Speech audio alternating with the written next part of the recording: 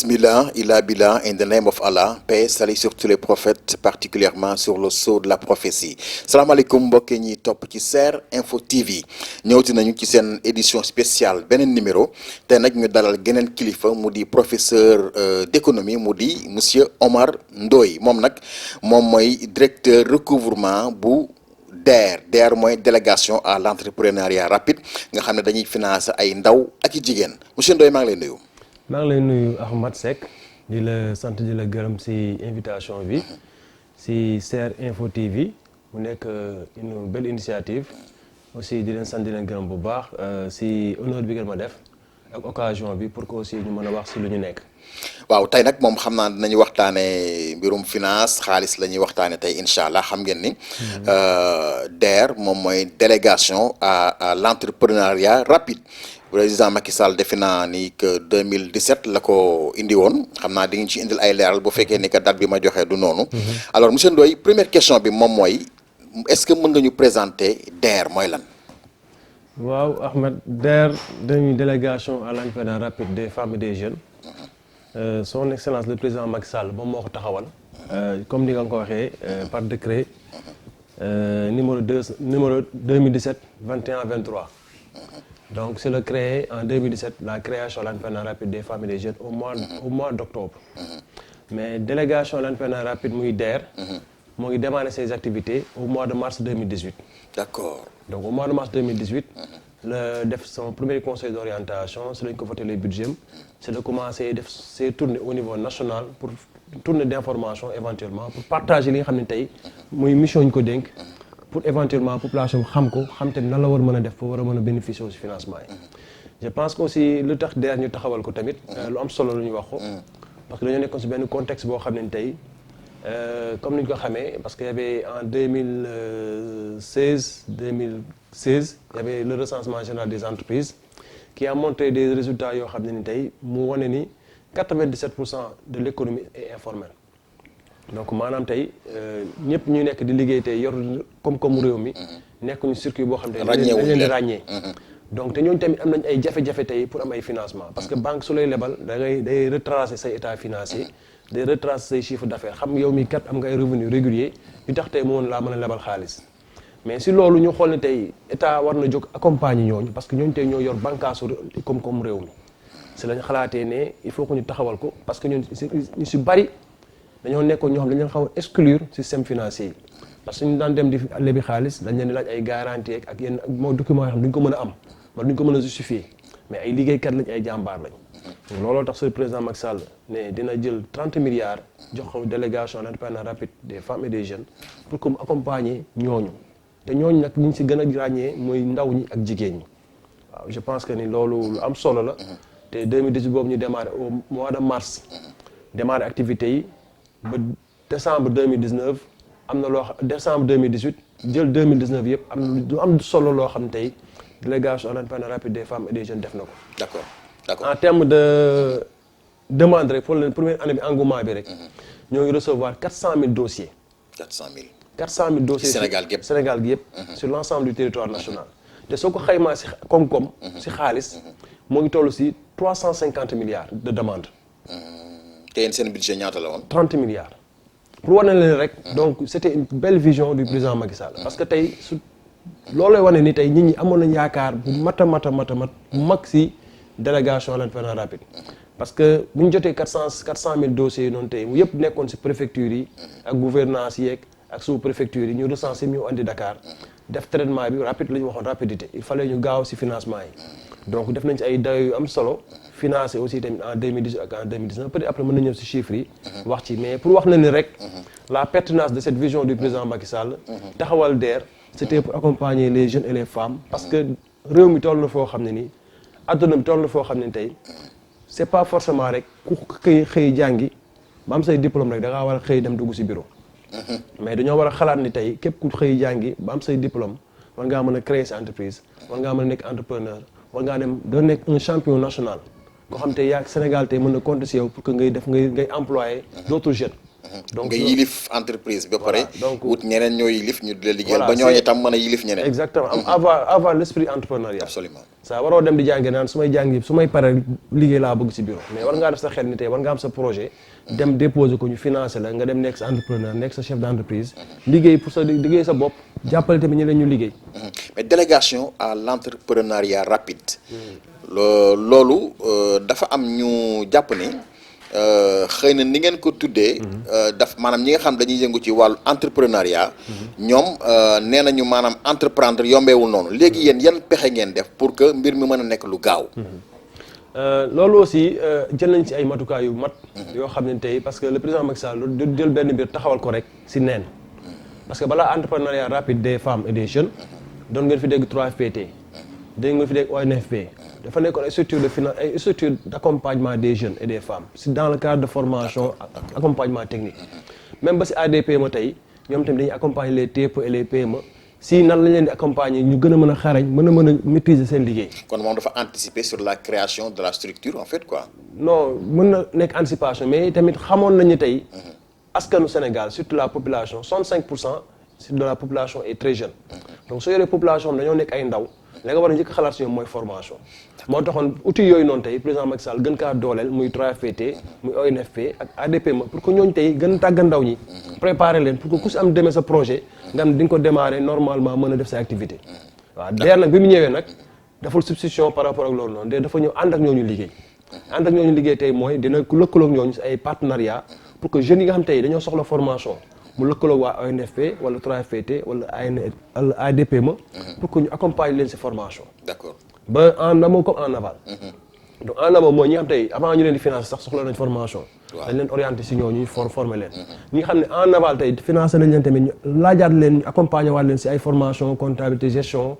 comme comment tenir une gestion d'une entreprise. management entreprise yooyu yëpp dina laaj tey tamit ñu boole laaj ñooñu accompagner lañ pour ci. nga gën a mën a doxal sa activité. nooy def ba entreprise boo ko créé mu mën a dox ak yan nan ngay def ba xëcc clients yi ñu mën a ñëw ci yow et tout quoi. effectivement voilà. d'accord léegi condition de financement yi monsieur Ndoye lan la. condition de financement yi comme ni nga ko waxee ci njëlbéen bi sànq. bu ñu créé DER ñoo ngi démarré suñu activité au mois de mars. 2018 waaw. te bi ñu ko démarré aussi dañoo def tournée nationale. def ay conseil régional de développement avec des gouverneurs invité partenaires sociaux yëpp muy femmes yi muy jeunes yi muy ñëpp def ay wax lan mooy DER ak DER nan lay liggéey donc suñu nee jeune mooy ku am 18 ba 40 ans lañ lay financer. femme amul limite d'âge parce que loolu c'était un souhait du président Macky Sall mu ne woon femmes yi waruñu am limite d'âge parce que jigéen jàmbaar la jigéen ñoo yor kër donc jigéen ñi tey war nañu leen jàpp à l'âge de 60 ans 70 ans pour que vraiment xam nañ toujours les femmes sont en activité. Absolument. mais comme dañoo ne jeune rek jeune moom il faut ñu am limite d'âge parce que suñ ko deful rek day nekk benn porte boo xam ne ubbeeku boo xam ne doo ko mën tëj. voilà donc loolu la waraloon ñu teg critère de base yi.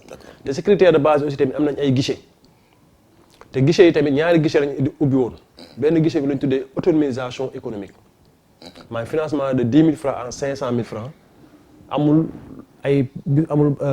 business model amul ay plan d'affaires amul dara.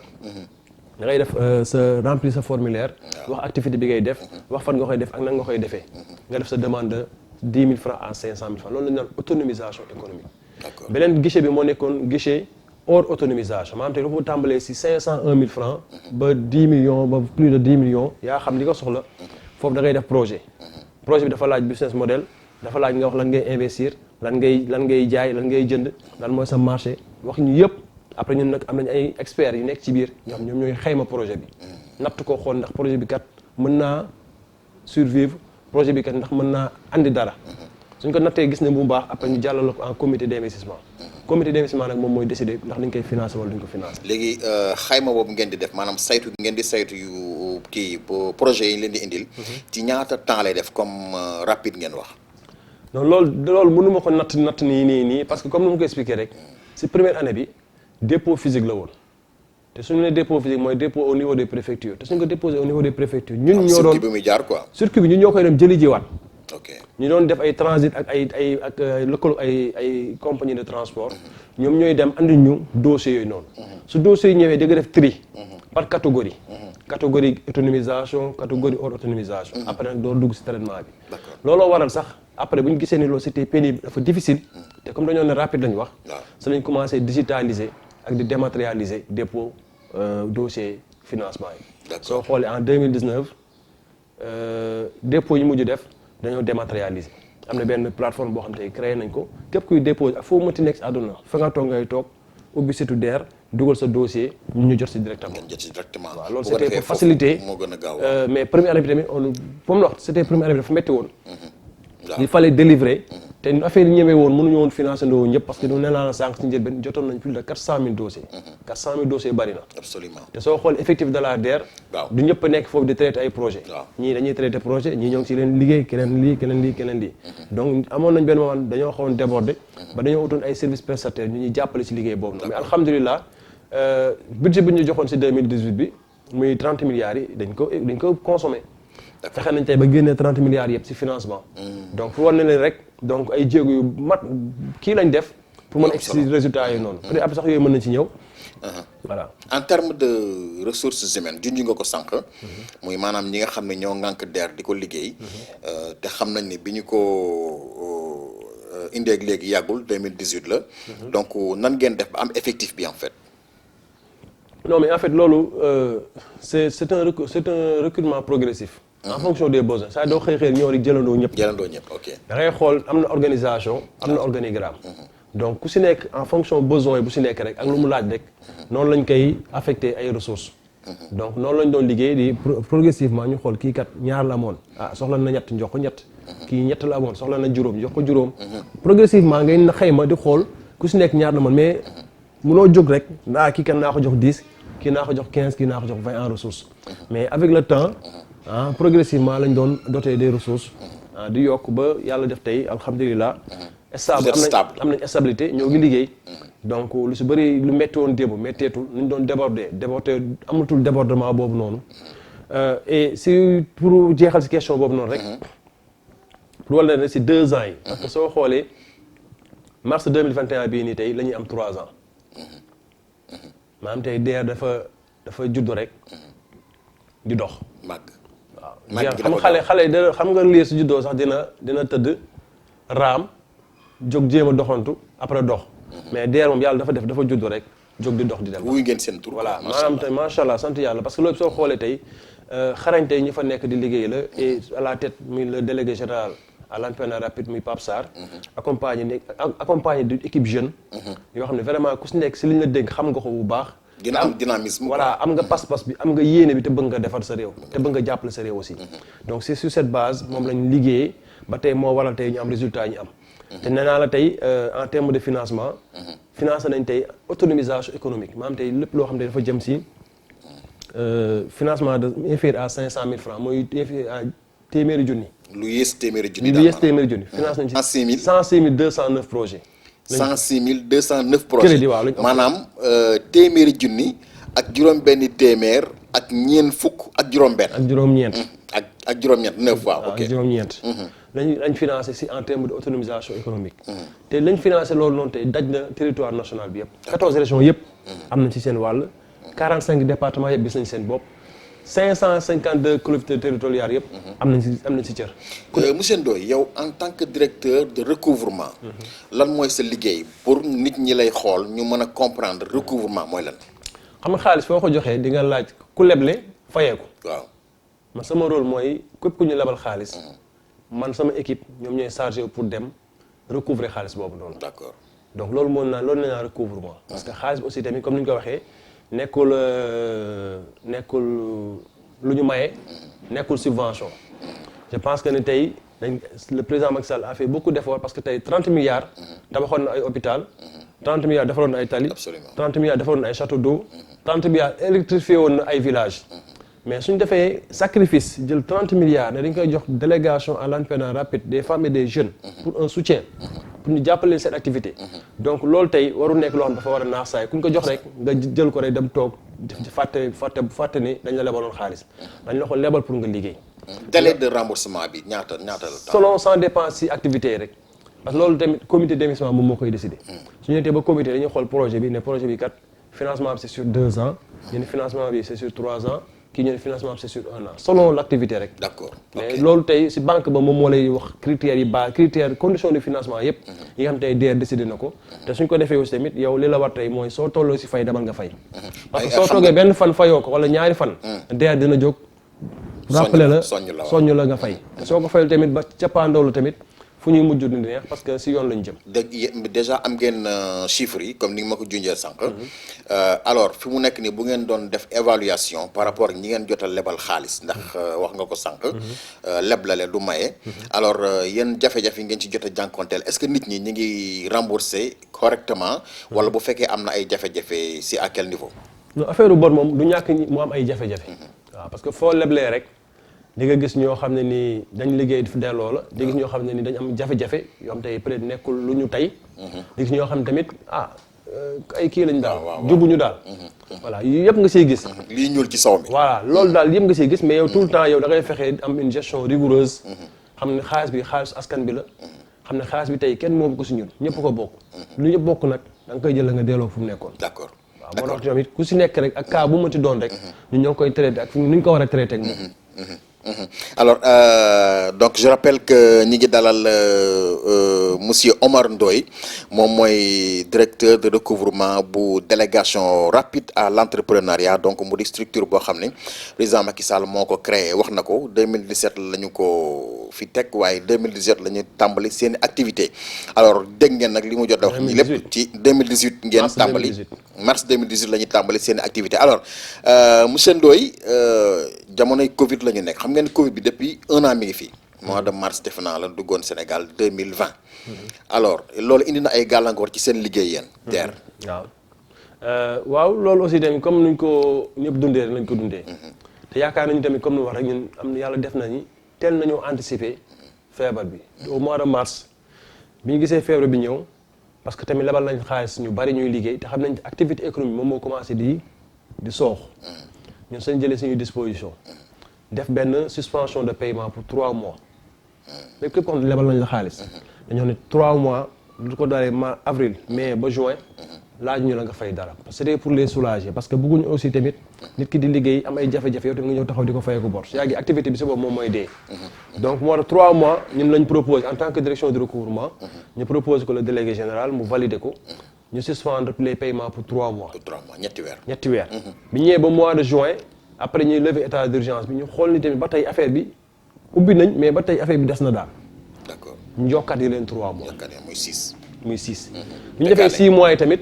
après mu tombé ak avis BCEAO bi moom mu demandé à toutes les structures de financement pour que vraiment ñu suspendre les paiements jusqu'à la fin de l'année au 31 décembre. ñun aussi en tant que xam aussi tamit li dal banques yi moo ñu dal parce que suñu xaalis nekkul suñu kër nekkul suñu ci banques yi la nekk. absolument banques yi ñoo ñu lebalal suñuy clients yi. donc ñu ne tamit li dal banques yi tamit mënuñoo romb. effectivement tamit ñu toog suspendre ba fin décembre. soo xoolee tey depuis Covid bi bu mu démarré ba tey depuis au mois de mars. bi fi premier cas duggee ba tey. délégation à l'entrepreneuriat rapide des femmes et des jeunes fayeekul benn client am bor. donc toog na 9 mois yoo xam ne ngeen leen daal muñal nañ leen 9 mois yoo xam ne kenn fayu ci. loolu de moom am na solo moom. waaw loolu c'est parce que pour montrer que le plus important pour nous c'est que ñu réussir seen activité. c'est que ñu mën a maintenir seen activité en vie. ba pare tamit mën a tey créer demain des emplois. mais créer wu ñu leen wala jàppale leen pour que demain tey ñoom ñu taxaw teg leen paaka ci pour. ne leen da ngeen di fay. seen activité nekk en faillite kon donc loolu ñun on n'a pas réussi notre mission. notre mission c'est de créer des entrepreneurs. notre mission c'est d'aider ces jeunes à réussir et des femmes. est-ce que njortu nga ni loolu ñu toog te fay ñu muy 9 mois yi. daf leen a gën a may courage conscientiser leen pour ñu am pasteefu liggéey mën a rembourser waat bu refi reprendre wala dafa def benn effet de paresse. non ñun coupé wu ñu les contacts. parce que ñun à chaque fois dañuy communiquer ak ñoom. nekkul ni ki da nga ne toog naa doo fay rek ñun tamit dañuy toog suñu service muy direction recouvrement am nañ ay moyens de communication avec suñu bénéficiaires yëpp di déggante ak ñoom di waxtaan ak ñoom ñi nga xam ne dañoo am ay jafe-jafe ñu woo leen waxtaan ak ñoom xool nañu leen di dimbalee parce que nee naa tey ba ci Covid bi am na ay mesures riposte yu DER def am na ñoo xam ne tey dañoo amoon problème pour fay seeni location am na dañoo am problème pour fay seeni salaire seen salaire employé DER daf leen octroyer des financements force Covid. maanaam tey xam nga lebaloon na leen xaalis. ñu nekk jafe-jafe mu suspendre paiement boobu. DER xam ne kii su ko jàppalewul si ñetti weer yi wala juróom-benn weer yi activité bi mooy dee. te su boobaa dañu ñooy gën a perte. absolument parce que am na lu ñu ko joroon jox te duñ ko mën a fayati. DER dafa jël ñooñu encadré leen financé waat leen. pour benn fonds de roulement. pour ñu mën a fay seen i location pour mën a fay seen i employé. loolu aussi dañ leen ko lebal wala. loolu dañ leen ko lebalaat. d'accord waaw mais ñoom comprendre nañ pour que seen activité bañ a taxaw. d'accord ak yeneen financement yoo xam tamit def nañ ko si campagne agricole bi muy ANACAR bi tamit. parce que tey ñoo xam ne tey Ndaamaraas tey dafa nekk secteur bu am doole. si dans le sud. suñ demee ba toll si production bi nit ñi dañ am problème commercialisation. ak Covid bi ñu bëri amoon jafe-jafe pour mën a commercialiser production bi. donc DER tamit jël na lu toll si 6 milliards 700 millions. dugal ko si ANACAR pour accompagner les producteurs. si même Covid bi tamit. jël nañ lu toll si 4 milliards 300 millions. def ko si campagne agricole bi. pour ñi nga xam ne dañoo war a jënd mbay mi. pour ñu war a jënd ay semences ak ay engrais ak yooyu noonu. pour jàppale leen. d'accord jël nañ tamit lu toll si 1 milliard pour financer le matériel agricole. jël nañ 2 milliards financer l'horticulture. li ma la wax ni yëpp si 2020 bii nii lañ ko gars yi def lañ ko si def. jël nañ aussi lu toll si 3 milliards. def ko si financement masques yi. masques yi waaw. soo xoolee les 10 millions de masques yi nga doon dégg. waaw le président Macky Sall doon ko annoncé tout le temps. DER moo jël initiative parce que bon à un moment donné on sentait que y avait une pénurie de masques. masques yi commencé di flamber bi ñu naan ay 1500 benn masque 1500. commencé cher au début ñu ne lii il faut que ñu anticiper. ñun nag ñu jël def en collaboration avec plus de 5000 tailleurs. sur l'ensemble du territoire national.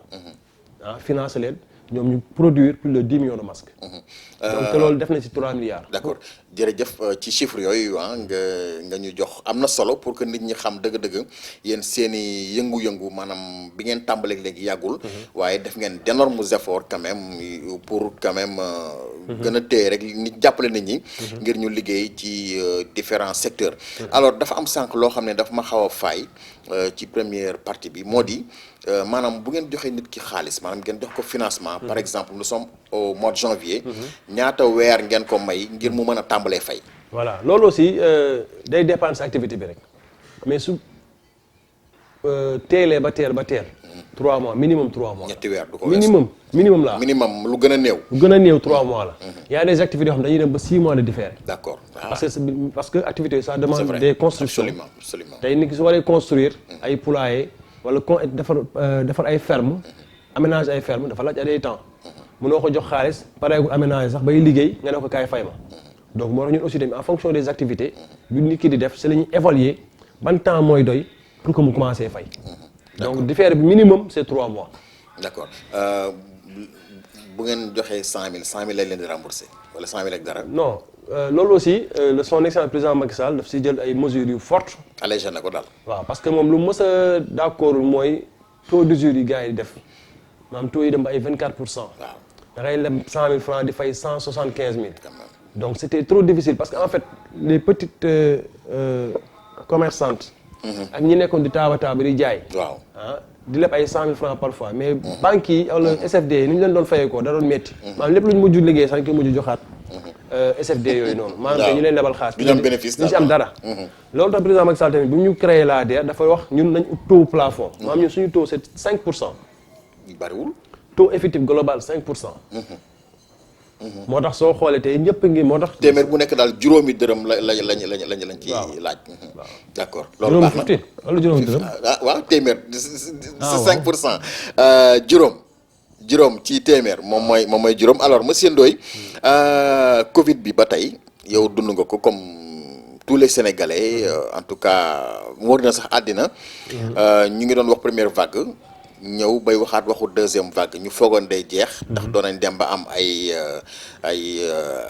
ñaar ñeent jàpp juróom li gën a bari juróom ñu jékki-jékki yéeg ba ay 200 et quelques. alors loolu yow en tant qu'économiste d'abord. ci effet bi mu def sur le plan économique ak sanitaire boo ñu doon defal jàngat boobu ci Covid bi ak gestion bi lan nga ñuy wax. tout d'abord dafa metti metti na trop pourquoi mu metti parce que état bi au mois de mars.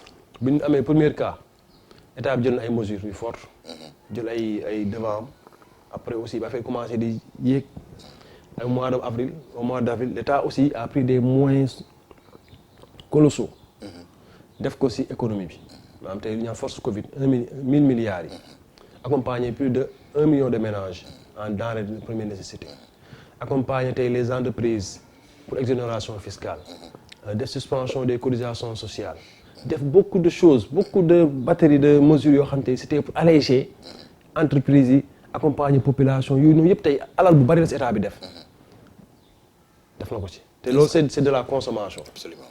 te loolu état mënu ko amaat fenn lu dem lebi ji ko wala tiirewaat ko si population bi te bu fekkee population bi tey liggéey ñu liggéey ba leen permettre ñu mën a amaat ay recettes ñoom day metti parce que état impôt lay dundee impôt bu muy dundee mooy économie day dox mu mën a tirer impôt su économie dox lu mën a tirer impôt donc moo tax ma ne metti na trop parce que si phase bii ñu jëmaat askan bi ñoo war a am prise de conscience parce que tey mesures yi ñu defoon yi est-ce que état bi tamit amoon na capacité wu defaat les mêmes efforts sax nit ñi question boobu la ñu war a posé wu parce que fekkente dañoo soo xoolee yeneen dëkk yëpp am nañ ay moyens peut-être am nañ seen i banque soo leen neexee defar seen i plancher de billets génnee mais ñu amuñu moyens yooyu noonu ñun dañoo am lu ñu tënk muy BCEAO te BCEAO te du Sénégal kese ko moom Sénégal ak yeneen pays sous région ñoo ko bokk muy 8 pays de l'UEMOA donc tey lépp lu ñuy décider foofu noonu rek ñoo koy décider ensemble te ku nekk en fonction de tes intérêts économiques da ngay xool yow est-ce que li ñuy def ni arrangé na wala arrangé wu ma donc moo tax ñun dañoo war a mën a gën a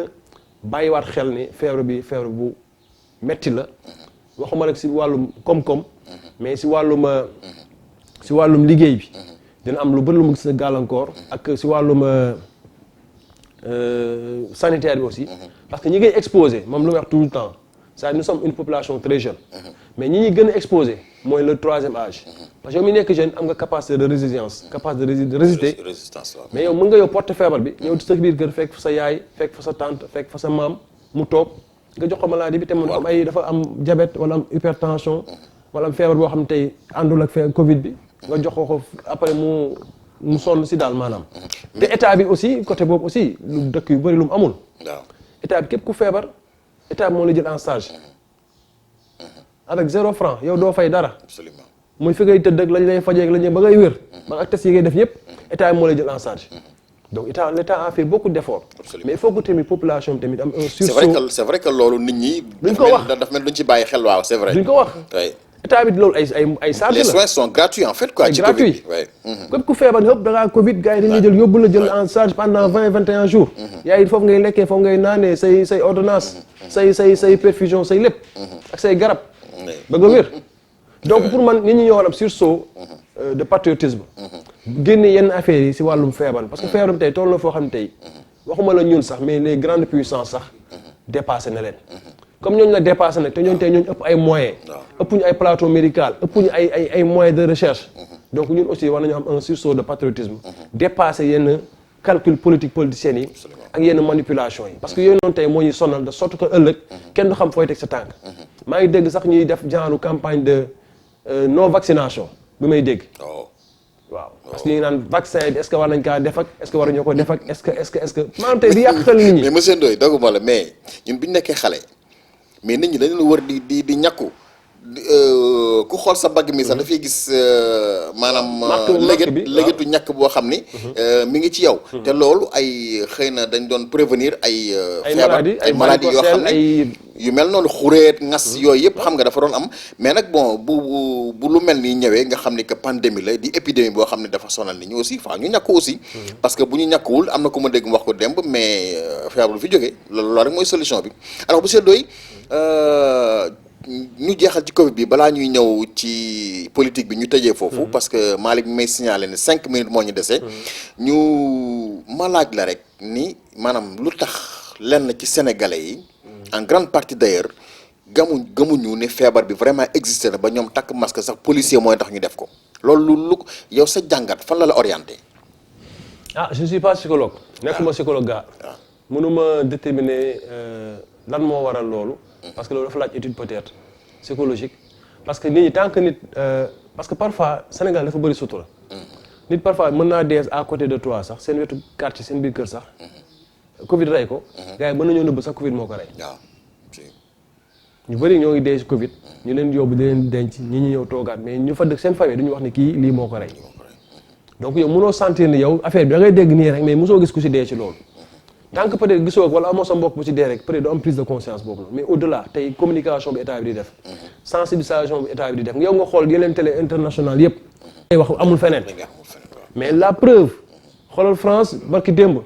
dañ def seen couvre-feu état d'urgence 18 heures wàccee ko ba 18h sur l'ensemble du territoire te déggoo kenn wax parce que xam nañ tey la nouvelle variante bii ñuy wax feebar bi moom moo gën a gaaw waaw en terme de contamination ak en terme de voilà nekk état bu gën a catastrophique donc tey ñoom xam nañu tey il faut que ñu gën a corser seen mesures yi pour mën a faire face au Covid ñun ñii nag nga xam tey amuñu ni doole yi nañ moytu yenn discours yi ñuy dégg ci télé ak yenn rajo yi parce que léegi li gën a difficile léegi Sénégal mooy ku nekk la ñuy taalal micro te ku nekk am na ñoo xam suñuy wax waruñoo wax te ku nekk yore micro aussi voilà te la ñuy wax xamuñu ko ña nga xam nañu bàyyi ñu wax ko muy ministère de la santé ñu ko xam ñoo wax mooy gouvernement du Sénégal tey parce que ñoom ñoo am les informations et état moo war a communiquer ne affaire bi fii la toll lii moo ci xew ñi ñu mën a déglu information boobu mën kaa jàpp état d'urgence bi ak couvre-feu bi vous pensez que c'est pertinent waaw c'est une mesure supplémentaire rek c'est une mesure supplémentaire mais peut-être mën nañu ko gën a xoolaat parce que si état d'urgence aussi nañu ci gën a constater mooy sénégalais dañu am phobie wu maintenant teel a ñibbi ba sot bu ñëpp ay génnandoo te lii xatandoo am na jafe-jafe nag ah waaw bien sûr non dama koy wax dafa am ba nga xam dëkk bi yëpp a xatandoo ñëpp ay génnandoo 15h 16h 17h tey fees dell donc ñii di oto ñii amuñu oto donc finalement il faut que ñu xoolaat ban mesure boobu nu ñu koy defee waaw man moom je pense que ni état d'urgence bi waxuma ne gënul mais moom aussi ni ñu ko defee 21h bi ñu xoolaat ko am ñoo naan nañ ko yéegalaat mais yéegalaat aussi à quel ban pertinence la am nañu wax 23h waaw mais 23h état d'urgence ba 5h du matin am na ñoo xam ne seddaay bi ñuy dox heure yooyu bëriwul waaw sedd mbedd bi de moom seet sénégalais la bu seddee du génn moom voilà donc ñu si dox bëriwul classe uk Malick gii duñu génn mais pour man daal lépp solo pour man mooy la distanciation physique muy port de masque dandante waaw maanaam tey ñu dandante nii ba pare takk masque waaw ba pare di raxasu tout constamment da def loolu suñu bopp ba pare protéger le troisième âge surtout mag ñi parce que xale yi am nañ capacité de résistance mais mag ñi amuñu capacité boobu noonu alors monsieur Ndoye Lébou alors luy sa xalaat ci actualité politique bi parce que am na ñuy wax lu bari du ma dugg ci détail mais yaa ngi quand même suivre actualité parce que boo nekkee ci yenn secteurs yi maanaam politique da lay intéressé parce que moom mooy li nga xam ni c'est l'art de gérer les affaires de la cité alors boo doon jàngat maanaam gouvernement bi ak opposition bi seen waxtaan ni muy demee ak ni muy déroulé ñoom actes yi nguur gi di teg galgal yi opposition bi def pour ŋàññi nguur geeg yu demee noonu à tous les niveaux yow lan nga ñuy wax ban jàngat nga ciy def. waaw bon je pense que le président Macky Sall yi muy prêter serment en 2019 au mois d'avril je pense woo na opposition bi yëpp ne kaa la ñu toog ñu waxtaan. dialogue te bi mu ko wootee je pense ki falu kii door a falu su la neexoon tey nga ne ña ma doon xeex nañ toog na la ci biti man ma liggéey mais am na ouverture wax leen kaay la ñu wax toog ñu waxtaan lépp loo xam te jàpp ngeen ne doxal ni nga ko yaakaaree ñoo leen ñu toog ñu waxtaanee lépp te amul exception amul exclusion lépp la ñuy waxtaanee te bañ ko démarré am na ñu ñëw nekk si initiative boobu noonu ñuy waxtaan am na ñoo xam te gisuñu tey war na see mën a bokk wala foofu lu leen si intéresse lay ñëw toog lu leen si intéresse duñ fa ñëw toog ça pour man mënuma ne damay ñëw bokk si waxtaan mais man lii rek laay waxtaanee mais du ma waxtaanee lële donc dialogue politique bi am na dialogue seulement pas dialogue politique c'est un dialogue national la ñu wax si dialogue national am na dialogue politique am na dialogue social am ñoo xam te politique bi moo leen si intéressé moom lay ñëw toog mais li social bi dafa leen war a intéressé parce que waaw mbirum réew mi la mais mënoo ñëw ne man politique bi rek ma intéressé luy nekk si fichier beeg élection yi kan lañ koy organiser mais tout le reste intéressé wu la kon yow est-ce que Sénégal intéressé na la en tant que leader politique maanaam li syndicat yi di wax li patronat bi di wax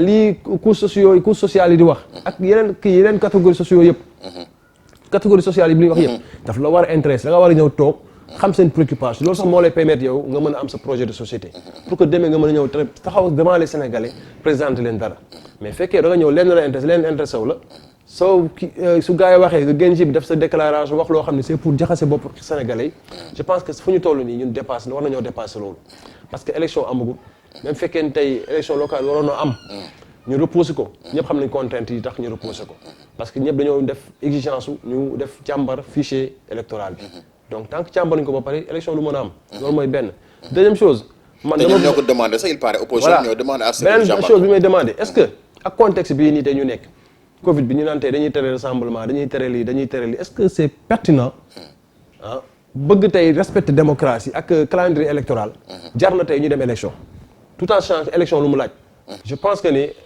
réew mi toll na foo xam tey ñoo ngi naan dialogue national.